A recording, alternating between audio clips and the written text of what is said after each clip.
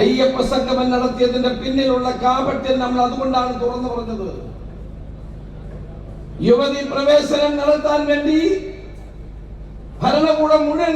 ഭരണകൂടത്തിന്റെ മുഴുവൻ സ്വാധീനം ഉപയോഗിച്ചവർ നവോത്ഥാന സമിതി ഉണ്ടാക്കി വിശ്വാസികളുടെ വികാരങ്ങളെ വ്രണപ്പെടുത്തിയ ആളുകൾ അയ്യപ്പ സംഗമം നടത്തുമ്പോൾ, ആഗോള അയ്യപ്പ സംഗമം നടത്തുമ്പോൾ അതിനെ നമുക്ക് എങ്ങനെ അംഗീകരിക്കാൻ കഴിയും?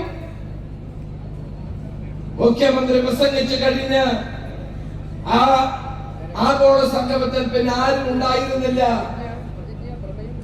51 രാജ്യങ്ങളിൽ നിന്ന് പ്രതിനിധികൾ വരുമെന്ന് പറഞ്ഞു. ആര് വന്നു?